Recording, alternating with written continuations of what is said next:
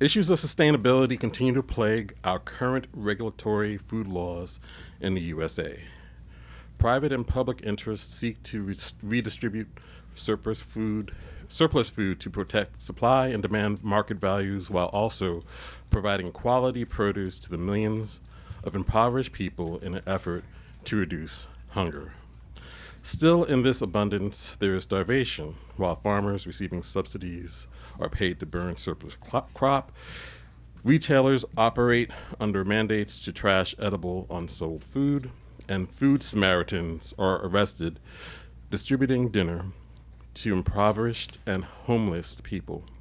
This is one of the many portraits of our current sustainability policy depicted by Baylen Linnekin in Biting the Hand That Feeds Us, How Smarter Laws Would Make Our Food System More Sustainable. Linnekin founded Keep Food Legal, the nation's first and only food freedom nonprofit. He earned a master's in law, an LLM, in agricultural and food law from the University of Arkansas School of Law, and currently serves as an adjunct law professor at George Mason University Law School, where he teaches the Food Law and Policy Seminar. And Lincoln is also an adjunct faculty member at American University, where he teaches undergraduate courses on food policy.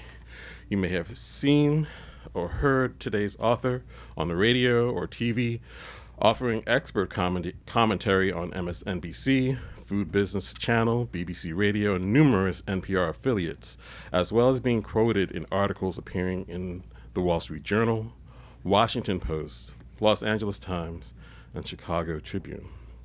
Here to talk about his new book, please welcome Baylen Linnekin.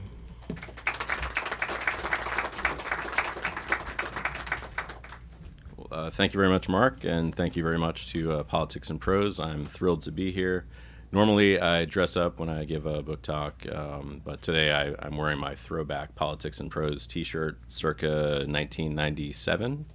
I actually used to, with my girlfriend who's here, live up the street just a block away, and we used to come to events here 5 nights a week and hang out in the coffee shop. So it's a particular honor for me to be here today.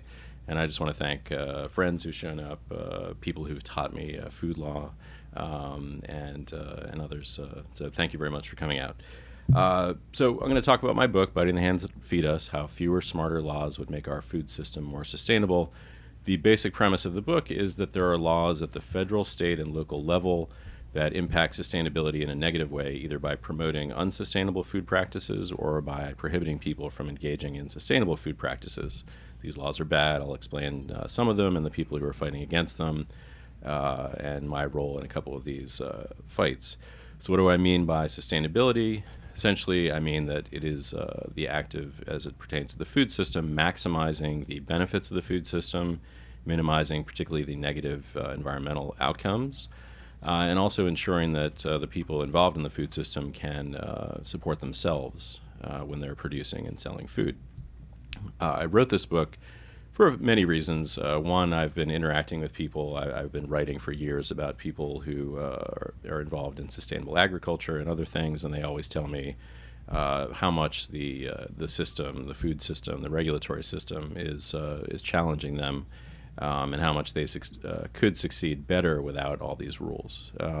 And also, because I think that generally during these troubled political times, we have people on the left who support generally sustainability, but who often think that that requires more rules.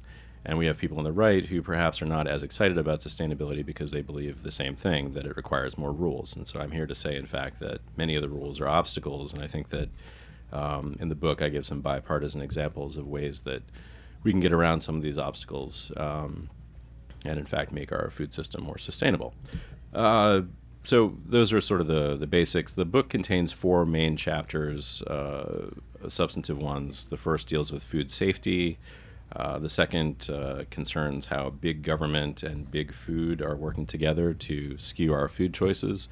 The third focuses on the problem of food waste. And the last one, I feel particularly clever for having come up with this title, is I Say Tomato, You Say No.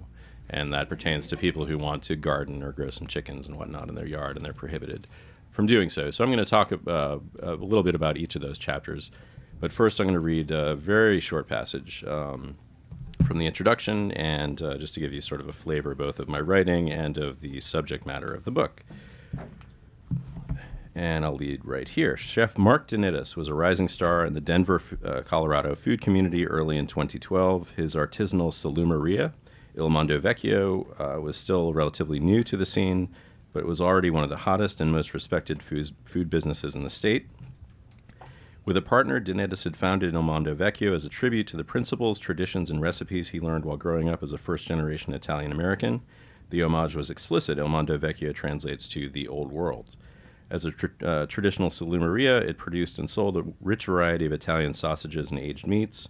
Its products contained no artificial ingredients. In fact, the ingredient list was short on words.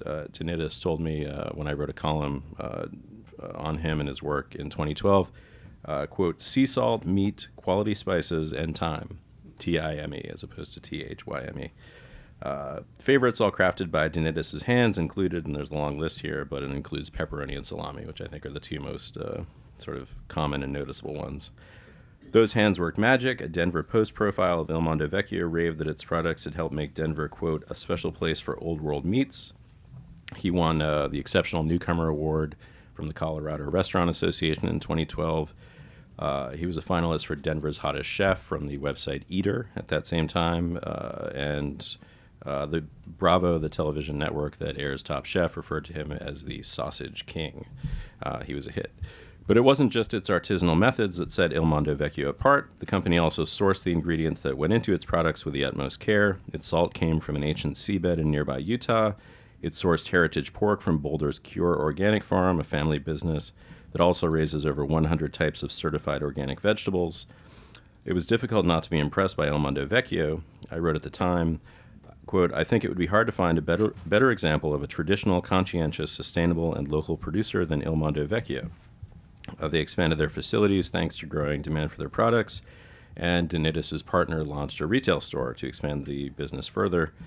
But by Thanksgiving 2012, Dinitis was out of a job, forced to close Il Mondo Vecchio. What had changed so quickly? Had demand plummeted? Had everyone in Denver suddenly become vegetarian? No. So what happened was Dinitis, who had his foods inspected by USDA inspectors who were always on site as the law requires, always passed the test. There was never any evidence of pathogens or of anything bad in his food. He was, he had various certifications. He had his labels as is required, pre-approved by the USDA. One day, though, the USDA came in and told him, actually, we need you to add nitrates or nitrites to your food. And he said, why is that? And they said, well, we're going to interpret the rules to require this now. And he said, well, I'm Il Mondo Vecchio, the old world, and people in the old world didn't really use that method. There's nothing particularly wrong with nitrates or nitrites. They're found in green leafy vegetables and things like celery root. But Dinitis wanted to use old world methods while still making safe food.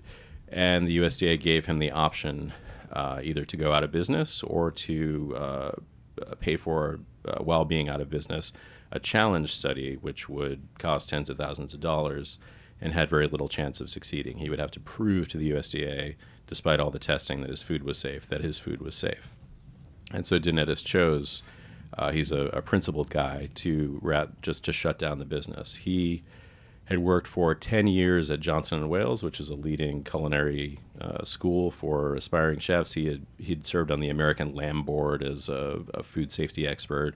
He taught food safety to students. This was not some fly-by-night business. This guy knew what he was doing, and suddenly the USDA simply changed their mind about his methods. And so I'll lead up here. To the basic issue, if this would be a very short book if this was sort of the end of the story. However, it turns out that USDA salumi regulations are but one small set of rules in a sea of red tape that make growing, raising, buying, selling, and marketing a panoply of sustainably produced foods anywhere from difficult to impossible. Regulations like those that closed Il Mondo Vecchio aren't the exception, they're the rule, quite literally. And the USDA is not unique. Other federal agencies, including the FDA, as well as state and local agencies, have their own sets of rules that result in fewer and fewer sustainable food choices being available. So I'm now done with the reading portion of the talk, and I'm going to go into other examples of food safety. I do talk at length, and this opens the food safety chapter about the Food Safety Modernization Act, and I'm happy to take questions about that.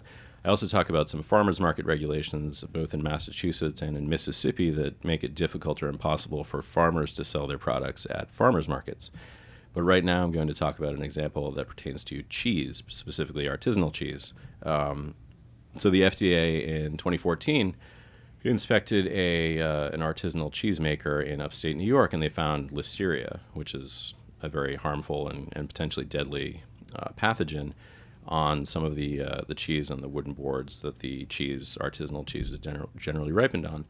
And so the FDA took action. They told these people, you cannot sell your cheese. You have to literally clean up your act. And if that were the end of the story, that would be wonderful. That's what the FDA is there for, to inspect, to make sure there are no pathogens in our food system.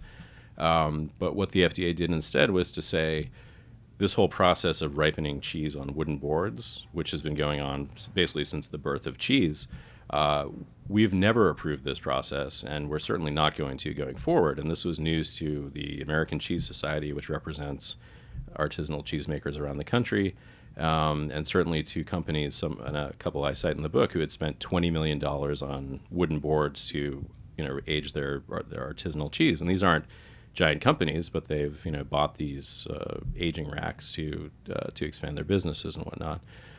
So they were incensed. They said, how are we supposed to continue in business? And frankly, it turned out that the argument against ripening cheese on wooden boards and using, say, stainless steel is pretty weak. There was a professor I cite from upstate New York who pointed out that cheese ripening on wooden boards, actually, the boards have antimicrobial properties. They didn't prevent the microbes in this case, but in most cases they do. There's also the case, literally, the casing of cheese only forms when you ripen it on a permeable surface. And so if you age it on stainless steel, then it can turn into a sort of a bacteria-laden mush, which is sort of the opposite of what you want when you, say, have brie. You want the hard casing on the outside and the sort of gooey cheese on the inside. The FDA eventually backed down somewhat. They said that they're going to, that this document where they said that we don't permit ripening cheese on wooden boards was just sort of, was perhaps more explicit than they had intended. So they're permitting it now, but they're also looking into, and they've asked cheesemakers to prove the safety of the wooden boards that they use to ripen cheese. So that may be something that the FDA revisits in the not-too-distant future. Moving on to the section on big government and big food and how they work together, two examples that I talk about at length. One is farm subsidies, which many of you are probably familiar with, and another is ag-gag laws, which you may or may not be familiar with. These are laws in many states that prohibit the photography of farm animals. But what I will talk about actually in this instance, and I'm happy to take questions on those, two examples is a case involving standards of identity. The FDA, the USDA, and many state governments have standards of identity. They're essentially recipes for what can and can't go into particular foods.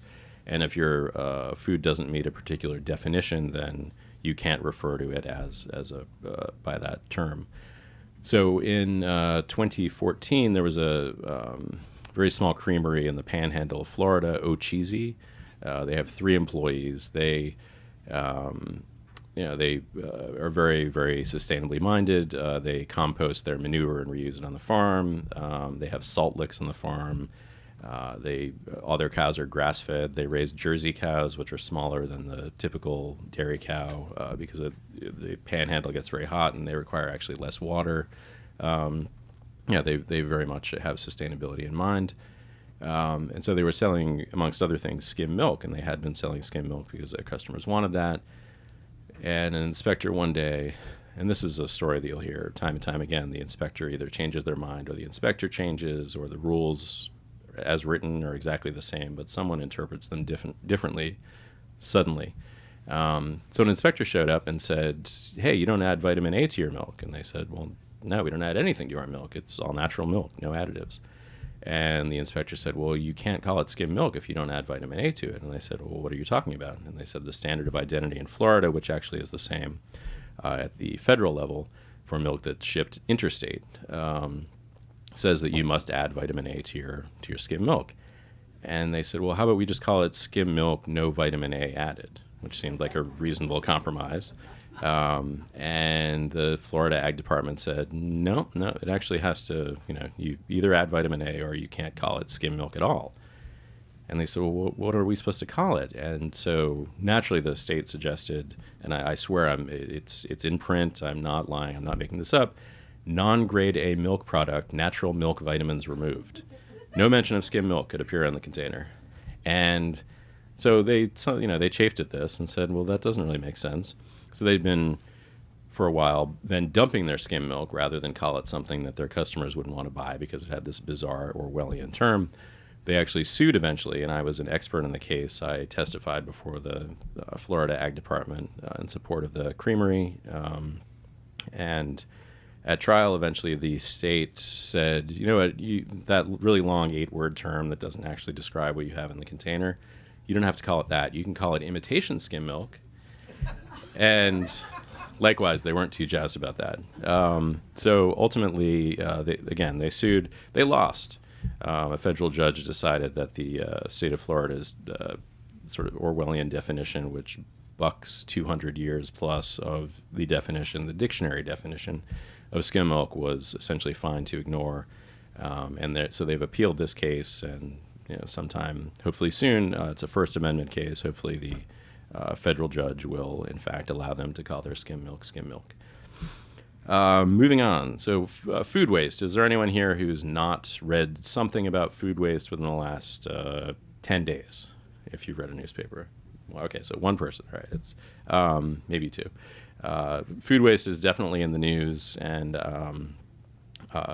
it's often not something. It's often a discussion of how can we have more rules to prevent food waste. But my argument here in the book, and I give several examples, including, as I note here, the National School Lunch Program and many of our fisheries rules promote food waste.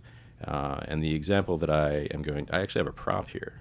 This is the first time I brought a prop to a talk. So I'm going to pass these around and I'll explain what they're about. Feel free to sample the carrots. I just bought them today. They've been refrigerated. They're perfectly good.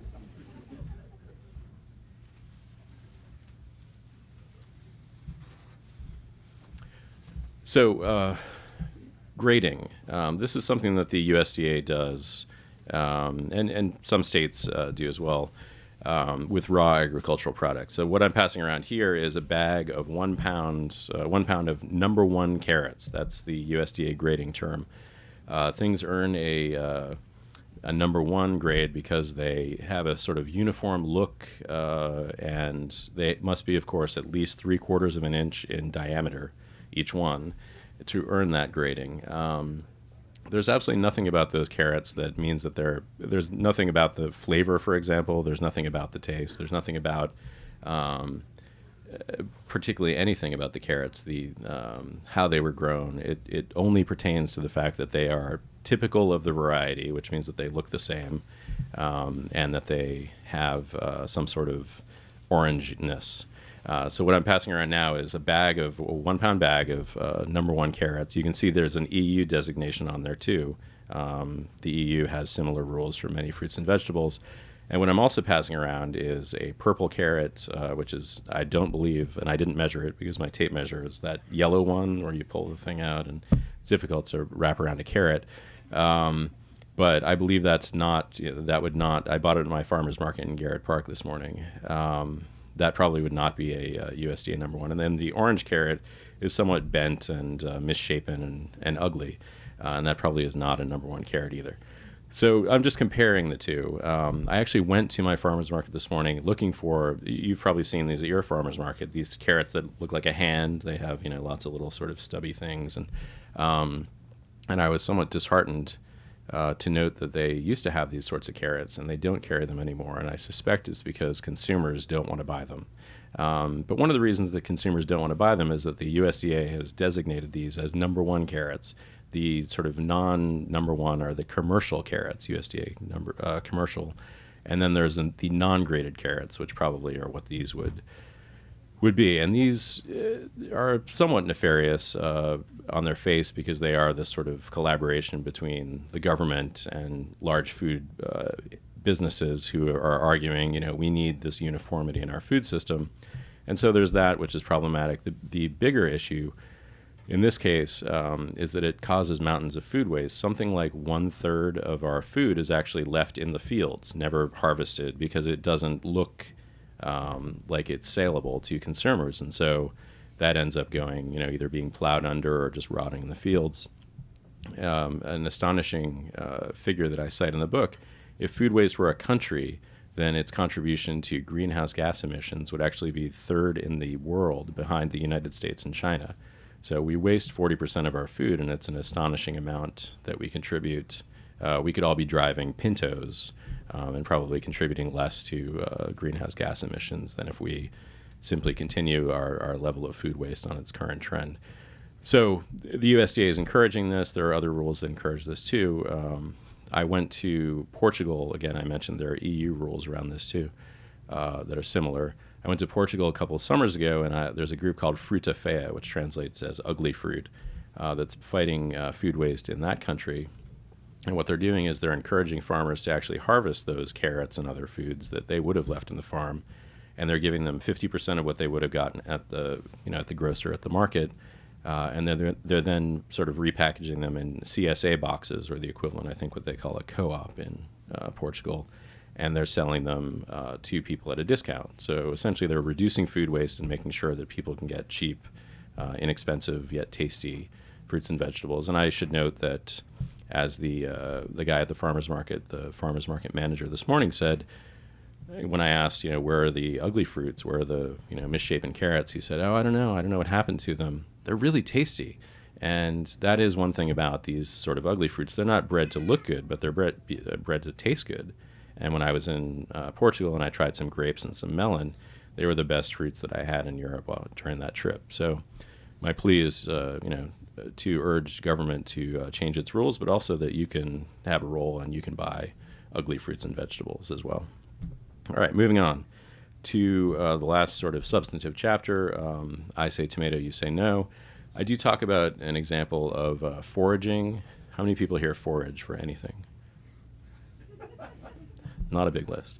All right, so I won't go into the example in too much detail, but I was foraging for berries in Rock Creek Park a year ago, and I picked some blackberries on a walk and came home and sort of thought nothing of it because this is the kind of thing I do.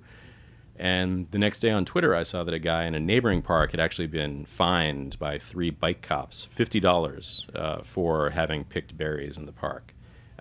That ticket was eventually thrown out, but he was charged with destroying property in the park, literally for picking berries, not for ripping the bush out of the ground, which I think is a punishable offense, but that's sort of ridiculous. So that's one example. I also alluded to earlier to rules that prohibit people from gardening in their yard. There have been people who've been threatened with arrest, who've had to either rip out their own garden, or in the case of one woman in Tulsa who was unemployed, and I tell her story in the book, who had city employees come onto her property and physically rip out her lemongrass and stevia and basil and other things, and chop down her fruit trees because she refused to yield to rules that said that she couldn't have a garden in her yard. These are some of the more nefarious laws that I cite in the book. And the worst ones, actually, I think, which incense me and which, to preempt a question, if I could sort of get rid of one set of rules, what would they be? There are rules actually in many cities around this country that prohibit people from sharing food with the homeless and less fortunate. People have been arrested for doing so in Orlando. There have been lawsuits by the ACLU in Philadelphia and Las Vegas to challenge these rules. San Antonio, Dallas, Houston all prevent people from sharing food with the homeless. And New York City Mayor Michael Bloomberg, I'm not a big fan, then Mayor Michael Bloomberg, said that people couldn't donate food to the shelters in the city because the city could not assess the fat, salt, or nutrition content of the food, as if these are the three primary concerns of those who need a meal. So these are the sorts of rules and the sorts of people I discuss in the book. There are actually some champions, and there are actually some good food rules. I'm not a food anarchist.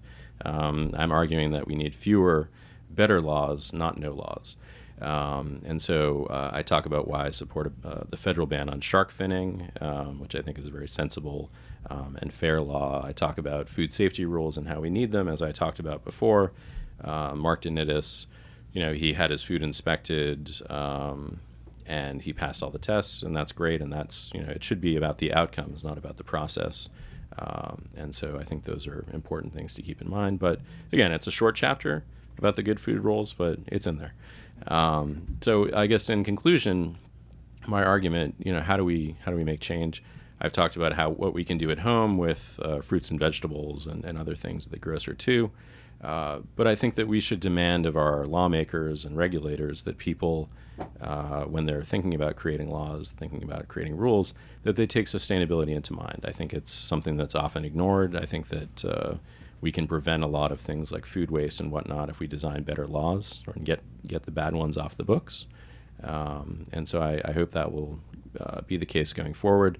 Some rules will ultimately, unfortunately, lead to food waste. For example, the cheese in upstate New York that was covered in listeria, that should be wasted. But otherwise, I think that we can, craft rules that allow people to take more control of their own food destiny, and I think, will result in a more sustainable food system all around. So that's it. Thank you very much for listening. I appreciate it.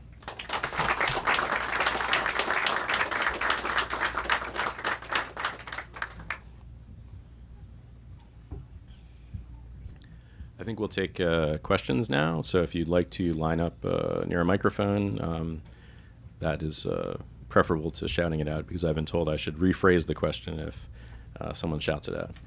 So, Richard. Hey, Baylen. I was interested in what you were saying about like big food industry and big government sort of getting together for ending up writing bad rules. I've heard a lot about people saying that federal nutrition guidelines are too dominated by big food companies or agricultural interests. Do you have anything to say about that? And should the government change the way they do nutrition guidelines? Yeah, that's a great question, actually. I do tackle that in the conclusion of the book. I talk about the dietary guidelines through a lens of sustainability, so not exactly on point to your question, but they're absolutely dominated by pizza as a vegetable, for example, and things like this. The more we let government define what we can and can't eat, and I was actually thumbing through the magazines when I came in. There are tons of food, there's Paleo magazine, there's Modern Farmer, there are vegan magazines. People eat so many different ways, and if we let the government sort of determine what it is we should and shouldn't be eating, obviously people's choices are going to be left out, and they're going to be promoting particular diets over others. My discussion of farm subsidies, for example, in the book, we have, I was about to say acres, but trillions of acres of corn and soy and alfalfa and those things. The corn gets turned into high fructose corn syrup, ethanol, or livestock feed, which is what soy and alfalfa end up doing as well. We're allowing the government to the tune of tens of billions of dollars to sort of shape our dietary choices, and I think that's almost uniformly wrong. So, thanks. Ivan. Hey, Baylen, great presentation. You touched on a bunch of different regulations at pretty much every level of government, federal, state, and local. Based on that, are there any jurisdictions within the U.S. that you think are doing things right, and are there any countries that have rules that maybe federal lawmakers should look at? That's a great question. I think we've all seen when Anthony Bourdain travels abroad, he's eating all these amazing foods, and they're mostly things that we just wouldn't be allowed to eat in this country because they're either banned or they're not considered safe enough. So, there are plenty of countries, I think, that have looser regulations. I think that actually the one law that I wrote about this morning in my Reason column and also discussed in the book here is Wyoming's Food Freedom Act. which has deregulated a lot of sales of food in that country. Interestingly, the USDA sent 3 agents to Wyoming late last month and they made sure that they cracked down on a guy who was selling chicken chili, and ordered him to destroy his chicken chili. But the Food Freedom Act is a great example of a law that has spread to, well, first, it's a bipartisan law that was, breezed through the state Senate there with bipartisan support. It's been copied in Colorado and I think Utah too, and Maine has considered a similar law. These laws basically, they're sort of cottage food laws on steroids, and they, in a good way, they permit people to sell foods at farmers markets rather than at restaurants that they prepared at home for home consumption within that state. And I think that's definitely, as I cite in the book, a model for what other states and the district could do. Thanks. Other questions?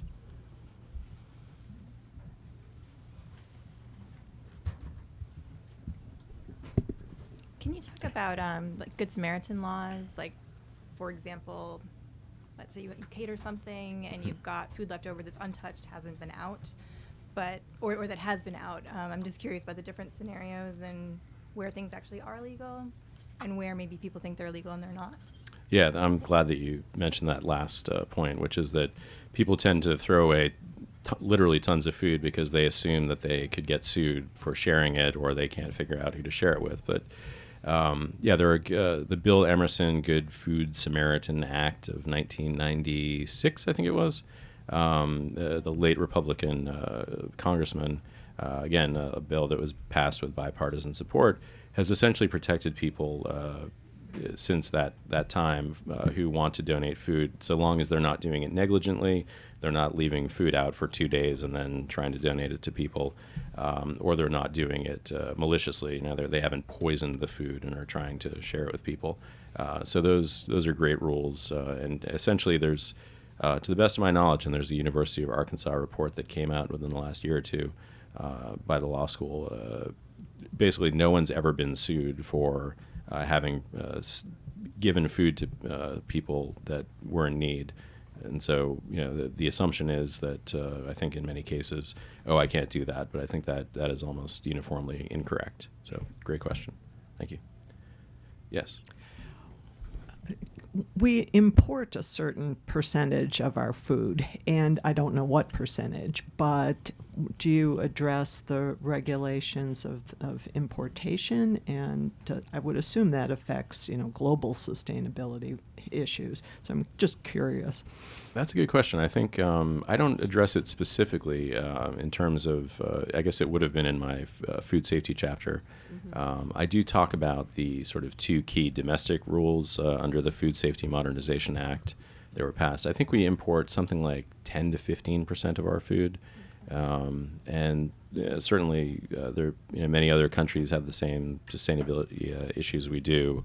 Europe, I mentioned, has many similar grading rules, although the USDA in this country has 150 different rules for grading everything from apples to watermelons, whereas the EU has actually, pun intended, pared back their rules to 8, I think.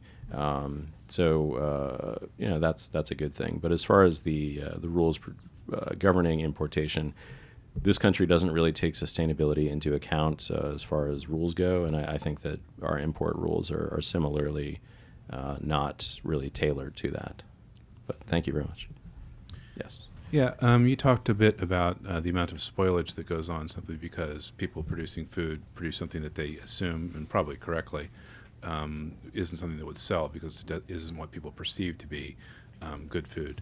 Mm-hmm. How exactly do these sort of perceptions of what quote-unquote the food is supposed to look like, and I think we've all had these moments when we've been in the grocery store, we've refused to pick something up because the apple didn't look quite right to our idea of what an apple should be.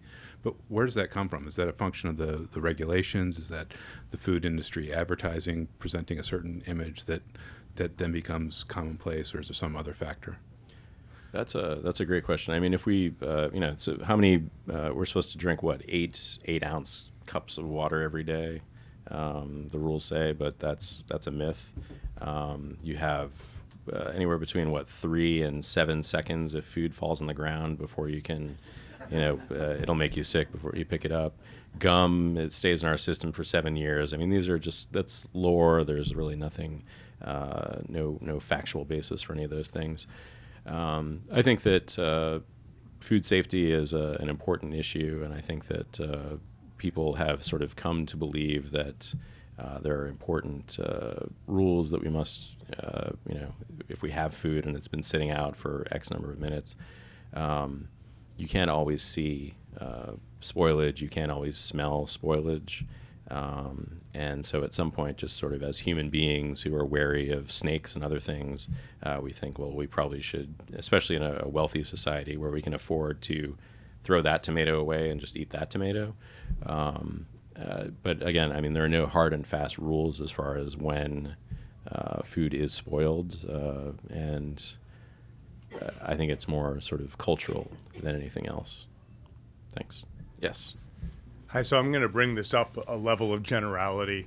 Please. And ask you about your vision of sort of human nature and actors in the economic system. Now, when modern food law came into being in 1906 with the Pure Food and Drug Act and the Meat Safety Act, there was a lot of anecdote and as well as evidence produced about evil actors in the economic system, people doing bad things, people hurting consumers, people defrauding consumers. Your approach is kind of the opposite of that, which is to present noble actors in the human economy.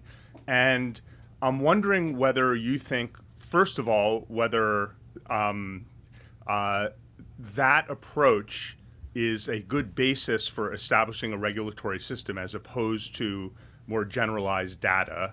And second, whether you simply have a greater faith in humankind than the regulators do. On the latter case, I think yes, I probably do believe that people are better generally than regulators do. But I also think the job of regulators is to enforce regulations. So whether they're good or bad regulations, their job is to enforce them. I think that in food safety, I think is a good example that I can use as a sort of a lens to respond to. I think that I stress in the book the importance of requiring good outcomes, regardless of sort of how we get to those outcomes. Rules are uncaring and rigid and tend to stress things like process. You have to follow these steps. Mark Dinitis and Il Mondo Vecchio had to add these things to the food, regardless of whether that improved or detracted from their food safety. There's a set of rules, another example in the book. In Mississippi, there are farmers market rules that say that regardless of the size of your farm, if you want to sell at a farmer's market, let's say you're selling a half dozen steaks, and you have them wrapped in plastic and ready for sale, you need to either own or rent a refrigerated vehicle, and you have to drive that refrigerated vehicle to the farmer's market. Let's say it goes 4 hours a week on a Saturday, and you have to leave the steaks in the back of the truck. You have to have the refrigeration on while that's happening, and you have to sell the steaks out of the back of the truck. So there are all these steps and all these costs, which most small farmers, and this is one reason why I've talked to people in Mississippi and whatnot, it's impossible to find local meat anywhere at a farmer's market in Mississippi. A smarter rule would be one that requires food safety, keep your food at or below 40 degrees Fahrenheit, for example, but we don't care how you do it. So you can use, if it's cold out, you can use the ambient temperature if it's 20 degrees out. Or if it's hot out, you can use an ice chest, which has shown evidence has shown it to be just as safe as a refrigerated vehicle. So it's not that I have blind faith in sort of the goodness of people. I do think that there are rules that we need to have in place, but there are ones that make sure we don't, say, sicken people, as you point out. And this is this gentleman, Professor Grossman, taught me everything I know about the FDA in law school. I think the FDA was essentially back in 2006, those rules that help create it. It was adulteration and misbranding, and those were the two key, which sort of fall under the aegis of fraud. I think that rules that prevent and prohibit and fight and punish fraud are wonderful, and I think that we should continue them. But ones that squeeze out small competitors simply because they can't afford to follow these rigid processes, I think those are the ones that we should really get rid of. So, thank you. Other questions? Did anyone eat the carrots? I wanted to, the purple one. On a somewhat similar note, I work for an association where a lot of it's all about infectious diseases. So antibiotic resistance and the use of antibiotics in livestock has become a huge issue. So I was just curious, you have companies like Tyson and Purdue, which are saying we're going antibiotic free, probably more for PR purposes than actually really caring about their customers. But from a smaller farming perspective, how is that going to affect them? Has it already been implemented for them and it hasn't been a problem? Because I was just thinking not only for fattening, but actually to protect the animals to ensure that they have the product that they need to sell and maintain their farms. Yeah, I mean, and I'm not an expert on antibiotic laws, but I think that antibiotics have been used to. It's not clear exactly why the outcome is this, but they help grow animals faster and bigger and whatnot. So they have more meat on them, which obviously sellers want to happen. And so there's the sort of sub-therapeutic use of antibiotics, which has become problematic. And I think that that's a question for the FDA, for the USDA, if they want to regulate that. That doesn't seem the least bit senseless to me. That actually makes sense. And I think that for small farmers, I think that anyone who would say that animals should not be given antibiotics is not really paying attention. If animals are sick, in fact, they should get antibiotics. Should they have this sort of sub-therapeutic dose? I trust that the scientists who know far better than I do, and perhaps you're one of those, can sort of come up with a solution that will both ensure food safety and also, and just ensure food safety, which I think is the ultimate concern there. Thanks. Other questions? You scratch your face. All right. If there are no other questions, then I guess we'll conclude. Oh, no, sorry. Was there a question? No? Okay. Thank you very much. I appreciate it.